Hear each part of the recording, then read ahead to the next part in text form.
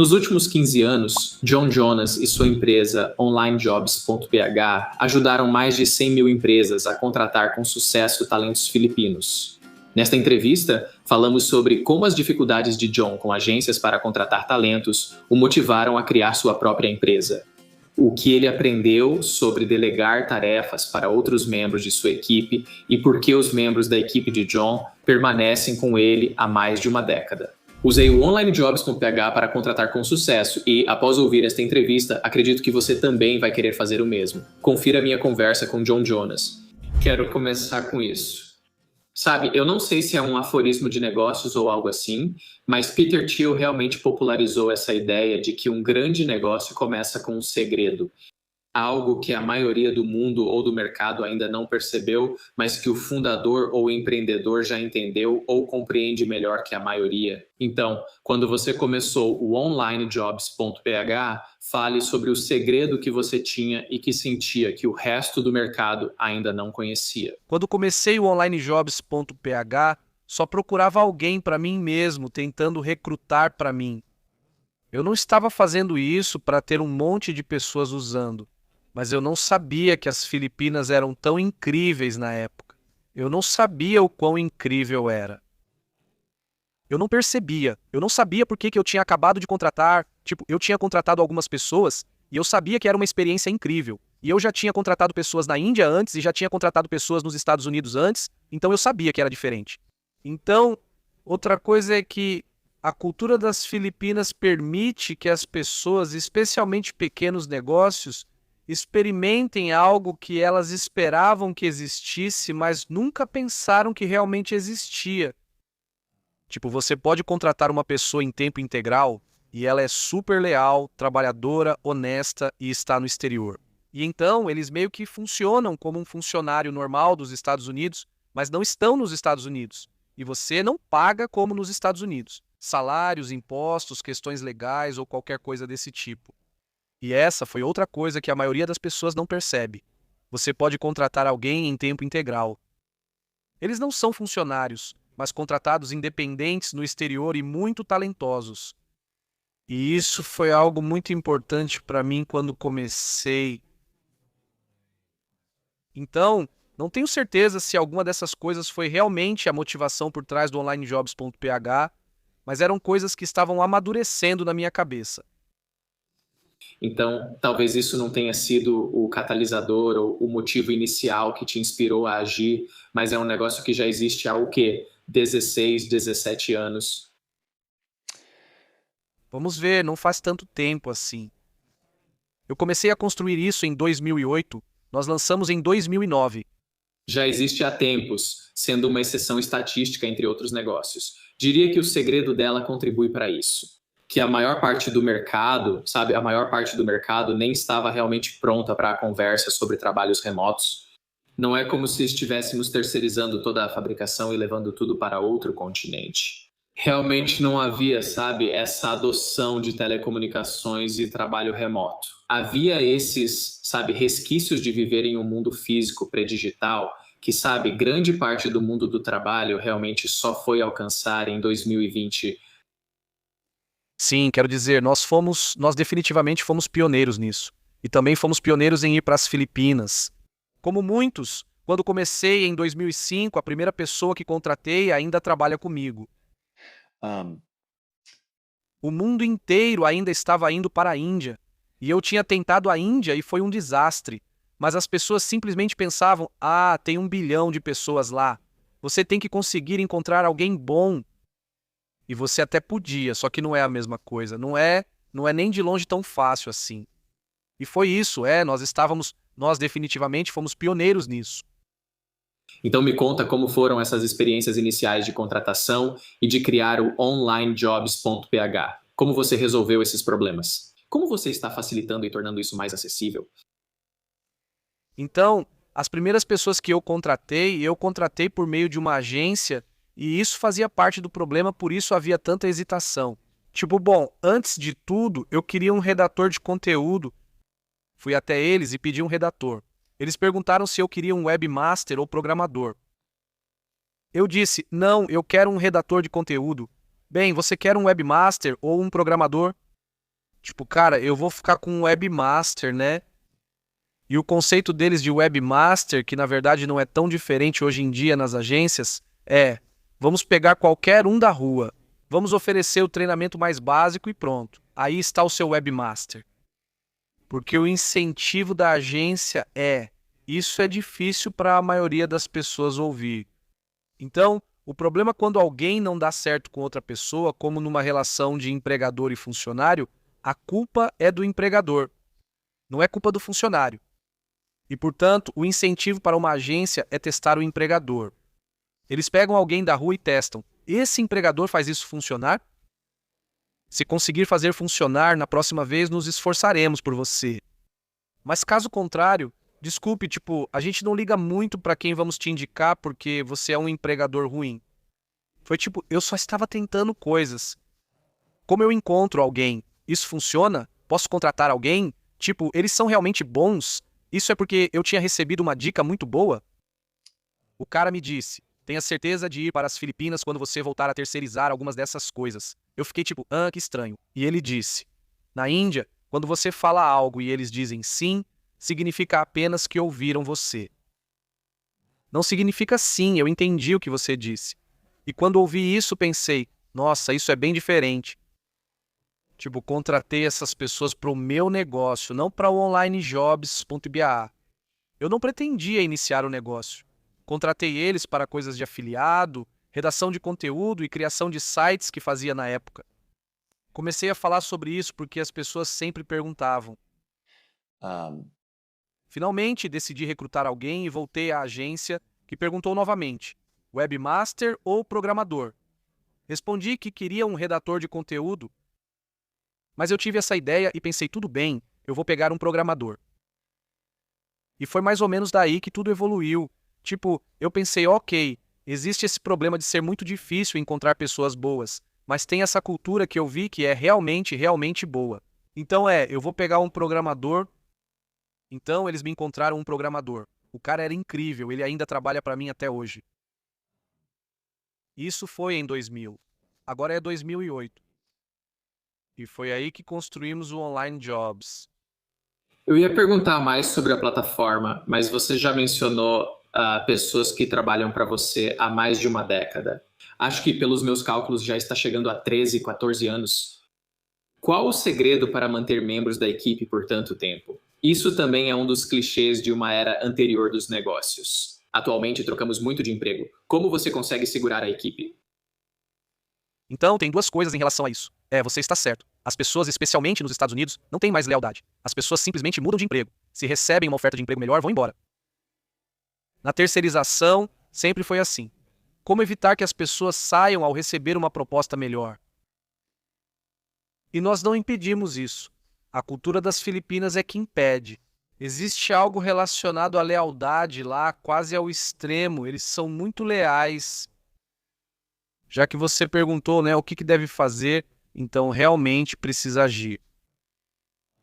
Aqui nos Estados Unidos, ao contratar alguém no exterior, pensamos: será que posso confiar nessa pessoa? E nas Filipinas, eles têm o mesmo sentimento. Não sei se posso confiar nesse empregador, mas o sentimento deles é mais forte que o nosso. Então, para mim, o segredo para manter pessoas das Filipinas por muito tempo é conquistar a confiança delas. E isso significa que você precisa fazer coisas para conquistar a confiança deles. E você precisa ser um bom chefe, tratar eles bem e tratá-los como seres humanos. Porque, historicamente, vemos pessoas de fora ou terceirizados como robôs. Se fizeram um trabalho ruim, basta demitir e contratar outro. Sabe, esse é um pensamento muito comum. Então, esse é um ponto interessante disso que eu não sabia. A maioria dos trabalhos nas Filipinas é meio período e temporário. Você encontra pessoas em empregos online, entrevista e pergunta quando podem começar. Bem, meu contrato termina, sabe, tipo daqui a uma semana. Então eu posso começar nesse dia. Certo. O que você quer dizer com seu contrato termina? Meu contrato é de 6 meses. O quê? E eu não sabia, nunca entendi isso. Eu só estive nas Filipinas uma vez, em 2010. Passei 5 semanas na praia com minha família e conheci essa pessoa no supermercado. Conversando, ela disse: sim, Volto para Manila nessa data. Como assim? Só estou aqui por um contrato de 6 meses. O quê? E depois eu procuro outro emprego. Você faz isso semestralmente. Isso é loucura. E eu comecei a perguntar e descobri isso várias vezes. Muito do trabalho lá é temporário e de meio período. Quando você oferece um emprego em tempo integral para eles, e, não me entenda mal, nem tudo é temporário ou de meio período.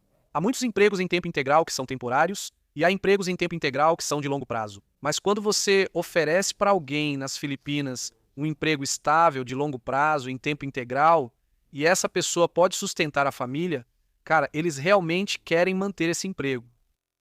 Sim, mas foi detalhado e muito valioso. E voltando à ideia de que somos todos humanos nisso, é o desejo humano por segurança, por estabilidade, sabe? A capacidade de subir na hierarquia de necessidades de Maslow.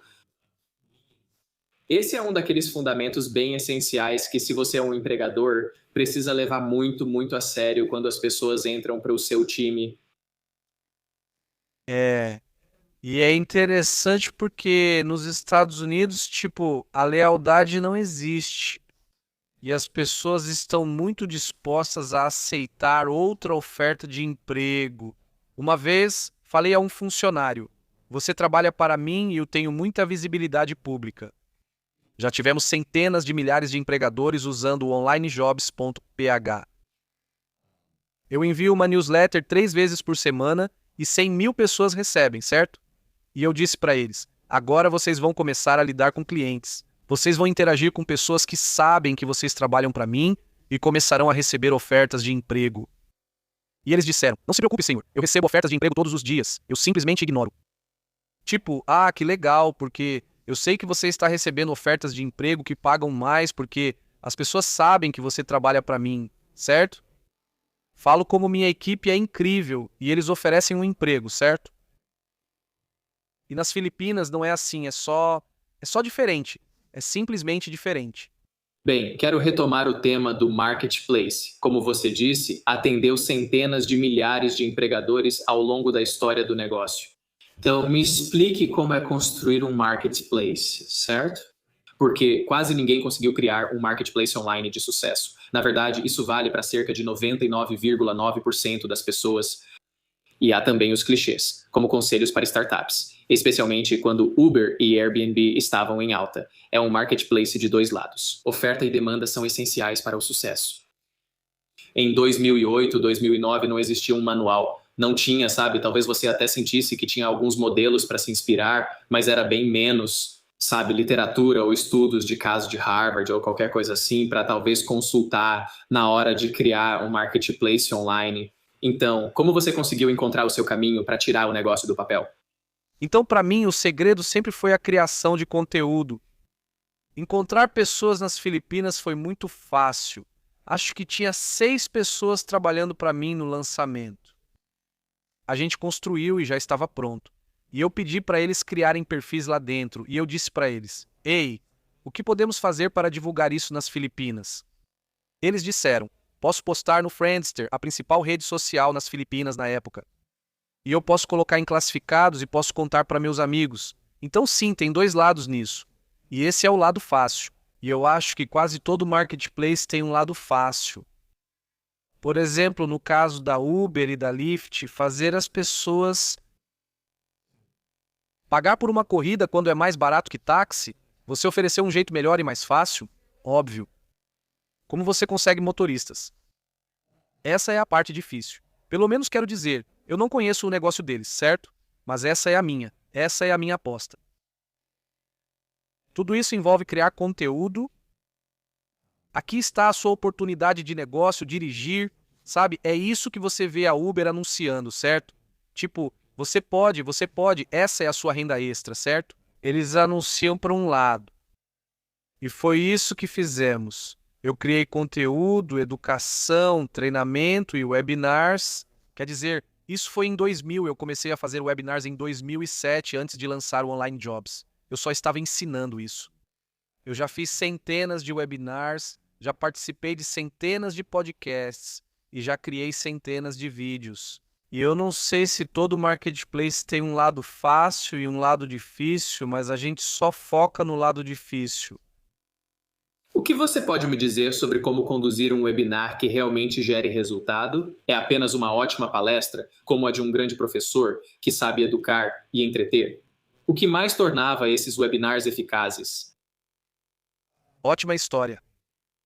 Quero dizer, eu tenho uma história realmente ótima e várias histórias excelentes sobre um problema que as pessoas têm, para o qual existe uma boa solução que elas ainda não conhecem.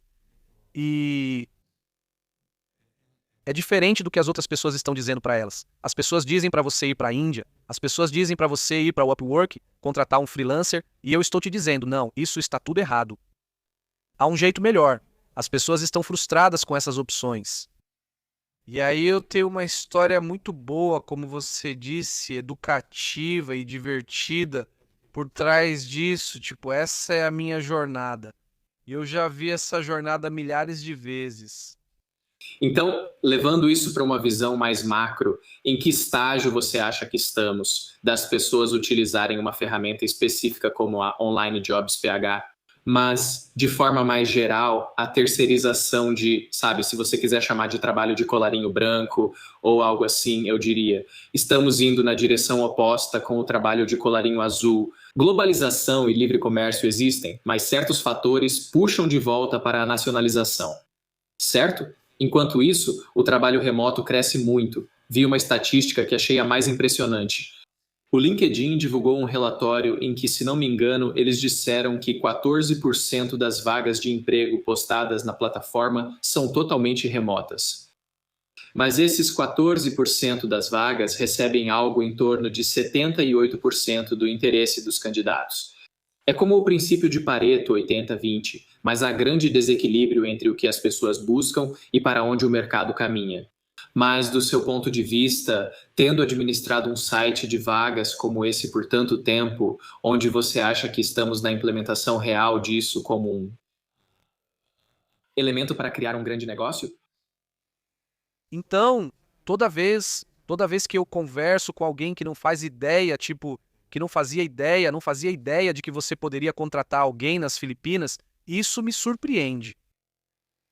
Vivo nesse mundo com 40 funcionários em tempo integral e isso é incrível. Um, Ainda estamos tão no começo. Ainda estamos muito no início dessa parte de terceirização de trabalho de escritório. Ainda achamos que é preciso contratar alguém nos Estados Unidos para garantir um trabalho de qualidade. Isso simplesmente não é verdade.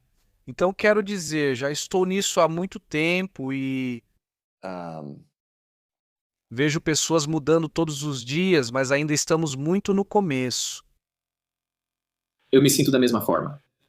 Tem um tweet do Naval Ravikant em que ele diz que o trabalho remoto fará com os empregos de escritório o que o livre comércio fez com os empregos operários. E há um lado meio assustador nisso para as pessoas que estiveram enraizadas nessas posições ou que estavam recebendo salários exorbitantes. No entanto, quando ocorre uma grande mudança, startups ou negócios capazes de operar no caos e serem antifrágeis encontram muitas oportunidades. Eu não sou muito visionário. Não pensei que isso fosse crescer, não sabia disso. Se você me perguntar em que estágio estamos, realmente não sei. Estamos no começo. Mas o outro lado disso, tipo, então tem essa parte assustadora onde pensamos as pessoas vão perder seus empregos, certo? Na maioria das vezes, o que vejo não são pessoas perdendo seus empregos. Está criando empregos para outros seres humanos que por acaso vivem nas Filipinas, o que faz o negócio crescer até que esse negócio então crie empregos nos Estados Unidos. E eu vejo isso o tempo todo, onde contratar um programador era algo fora do alcance da maioria das pessoas há 10 anos, porque simplesmente não dava para pagar $100.000 por ano. Você não consegue bancar esse compromisso a menos que tenha financiamento de capital de risco. you've raised capital. Você pode desperdiçar dinheiro, certo? Você pode simplesmente jogar dinheiro fora. Mas para a maioria dos empreendedores, quem faz bootstrap ou tem pequeno negócio, isso não é possível. Mas agora é possível. E por isso vemos todo tipo de criação e crescimento, porque você pode conseguir talentos sem o custo e sem o compromisso. E então você pode crescer. E então, quando você precisa de outra coisa, algo que exija conhecimento local, agora você pode contratar alguém nos Estados Unidos, certo? Então esse é outro lado disso que eu vejo o tempo todo. E quanto ao impacto na economia filipina? Tipo, já houve emissários ou alguém que entrou em contato com você? Tipo, cara, isso realmente tem um impacto muito grande para a economia local e para Manila ou algumas dessas outras metrópoles. Então Manila não, Manila é grande demais. Mas quero dizer, várias agências do governo nas Filipinas já entraram em contato conosco e disseram algo como: Ei, queremos trabalhar com vocês, com o que vocês estão fazendo. E eu sei que o governo, ao longo dos anos, está lentamente criando leis para favorecer o trabalho online. It's É realmente interessante a reação deles a isso por causa da história. Historicamente, a principal exportação das Filipinas são pessoas. 10% da população das Filipinas vive no exterior. E eles estão temporariamente no exterior, voltando depois. Eles estão apenas trabalhando fora do país. E isso está mudando. E é realmente difícil para as famílias deles, é difícil para os filhos deles, é difícil. Você é casado, tem 2 filhos e vai trabalhar no exterior por 8 meses ou até 4 anos. Isso é bem difícil. Sempre recebemos perguntas como: estou em um cruzeiro, posso conseguir um emprego com vocês? Isso é possível? Sim, com a internet você consegue um emprego e eles querem voltar para casa.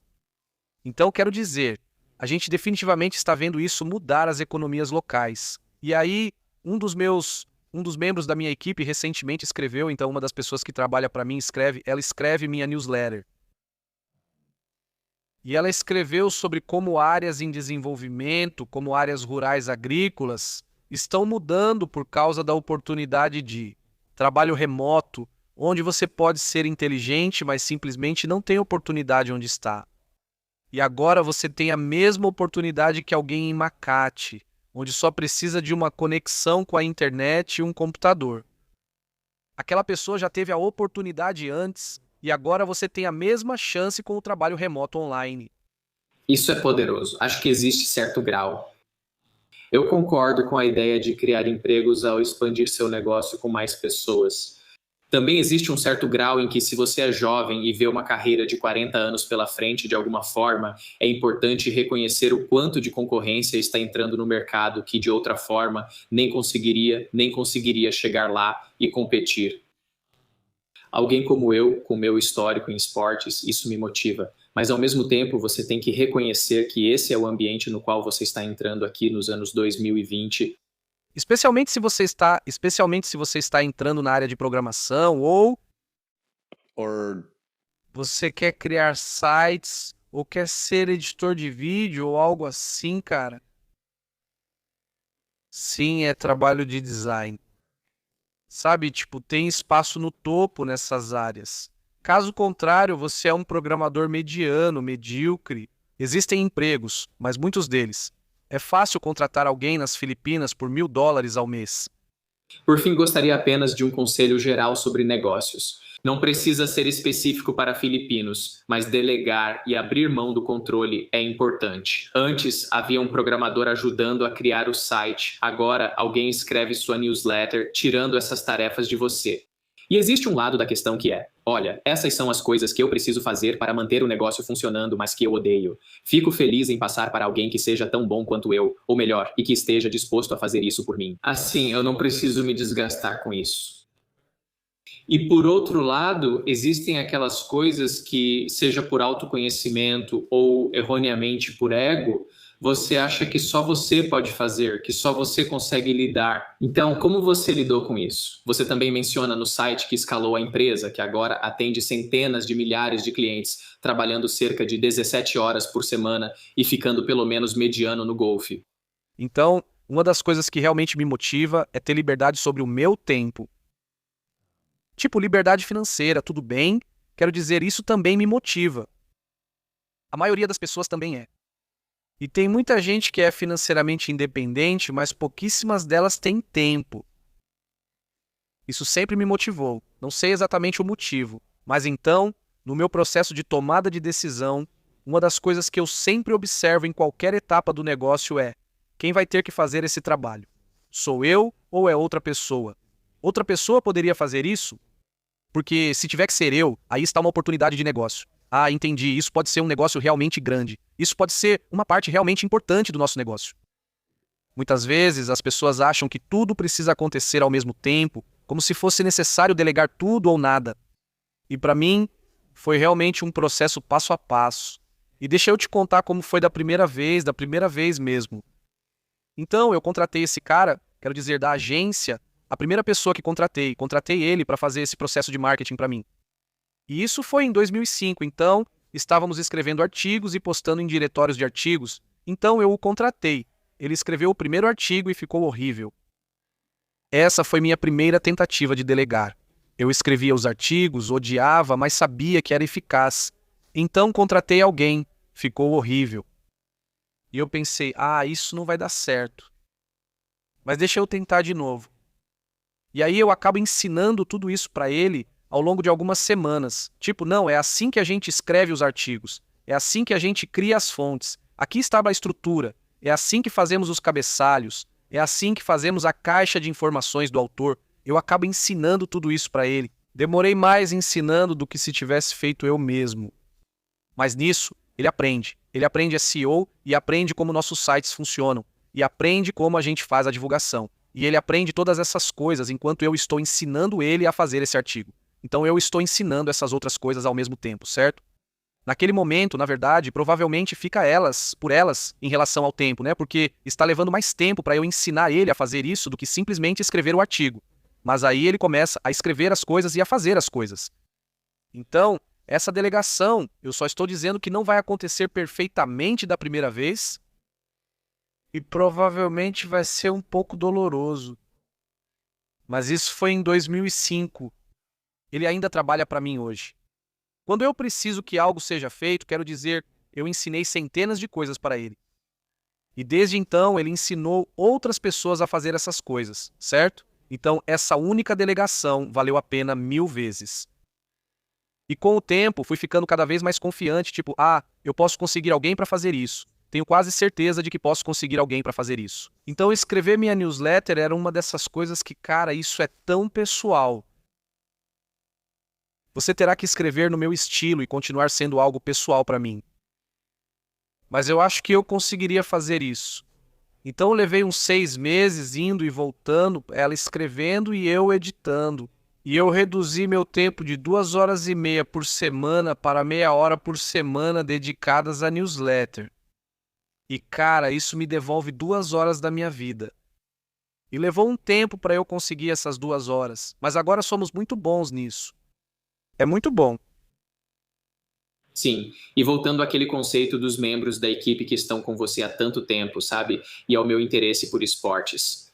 Existem times, sabe, ao longo da história que não eram os mais talentosos, mas eles tinham a melhor química e maior entrosamento entre si. E não eram apenas estrelas jogadas juntas, mas sim, sabe, um grupo coeso que se complementava e meio que se conhecia tão bem. É tipo, eu já sei onde ele vai estar, eu lanço antes mesmo dele chegar lá, porque eu sei como ele vai agir nessa situação. E, na verdade, o que você está articulando é que existe educação, existe treinamento, mas também há muito contexto compartilhado e muita coisa já fica subentendida de tanto que essas conversas já aconteceram, e assim vocês conseguem ir muito mais longe juntos. Então, uma das coisas que eu falo quando estou contratando é que as pessoas geralmente acham que estão contratando uma habilidade. Você não contrata só uma pessoa, mas também sua personalidade. Então, quando você vai contratar alguém com habilidades é importante, claro. Mas mais importante do que isso é quão bem você trabalha junto com essa pessoa. Porque vocês vão trabalhar juntos por muito tempo. E não importa o quão talentosa a pessoa seja, se você sente um desconforto quando recebe um e-mail dela porque ela te incomoda de alguma forma, cara, isso não vai funcionar. Um dos maiores erros que vejo é achar que basta ter alguém habilidoso. Não, não é só a habilidade que importa. Você precisa encontrar a pessoa certa. E é aí que, tipo, sim, ela pode escrever minha newsletter porque a gente se encaixa muito, muito bem. É uma pessoa Amém. Uma bela nota para encerrarmos aqui, John. Quero fazer nossas 2 perguntas finais de sempre. Mas antes, tem mais alguma coisa que você gostaria de compartilhar hoje e que eu não te dei a oportunidade? Se você quiser saber como eu contrato pessoas, como eu faço recrutamento, como eu filtro candidatos, o que eu coloco nas minhas vagas para facilitar meu trabalho, eu explico todo o processo em umvaua.com. Quero dizer, é super, super acessível. Eu faço isso só para divulgar mesmo. Sou eu te mostrando passo a passo como contratar alguém de forma rápida e fácil. Uma pessoa entrou em contato comigo e disse: eu e minha equipe já gastamos mais de 200 horas e ainda estamos tendo dificuldade para encontrar alguém bom. Eu falei: cara, você está fazendo isso errado, porque isso não deveria levar mais do que 2 a 3 horas no total, do início até a contratação. Não há motivo para gastar mais tempo do que isso se você estiver fazendo do jeito certo. Então esse é o OneVaua.com. É tipo isso. Esse é um ótimo slogan e nome para um negócio. Facilita entender como pode ajudar. Vamos incluir todos os links nas notas do episódio para as pessoas encontrarem. Acesse deepertarum.com/podcast ou no app de podcast onde você provavelmente está ouvindo isso agora. Antes de eu te liberar, John, gostaria de te passar o microfone uma última vez para você lançar um desafio pessoal e prático para a audiência. Contratar é um salto de fé para a maioria das pessoas. Se nunca contratou alguém, é um salto. E se já contratou, mas nunca nas Filipinas, também é um salto. Você precisa dar esse salto, porque você não sabe se o que eu disse vai funcionar para você. Será que é possível achar alguém talentoso, leal, honesto e trabalhador por $800 por mês em tempo integral? Você realmente pode, então a única maneira de saber, e esse é o meu desafio, é ir lá e publicar uma vaga no onlinejobs.com. É de graça. Apenas publique uma vaga e veja o que acontece. Veja se você recebe candidaturas, porque uma vez que você recebe candidaturas, a bola já está rolando. E é tão fácil contratar alguém talentoso depois que você faz isso. Mas você tem que publicar a vaga. E a publicação da vaga é basicamente título, descrição e salário. É só isso mesmo. É super, super simples publicar uma vaga e aí as coisas começam a acontecer, você vê mudanças e progresso acontecendo no seu negócio. Adoro isso. Espero que todos aproveitem, assim como eu já aproveitei e me beneficiei. Obrigado por criar o Marketplace, John, e por participar do programa. Obrigado por me receber. Tivemos uma conversa profunda com John Jonas. Tenha um dia fantástico. Obrigado por ouvirem minha entrevista até o fim. Se você quiser ouvir sobre outro negócio totalmente remoto e impressionante, confira nossa entrevista recente com Sarah Macon, da Macon Wellness. Ela expandiu sua empresa remota de saúde mental para mais de 50 funcionários e milhões em receita em apenas 5 anos. Ela fala sobre conseguir vendas, ter uma visão para a empresa e muito mais. Confira.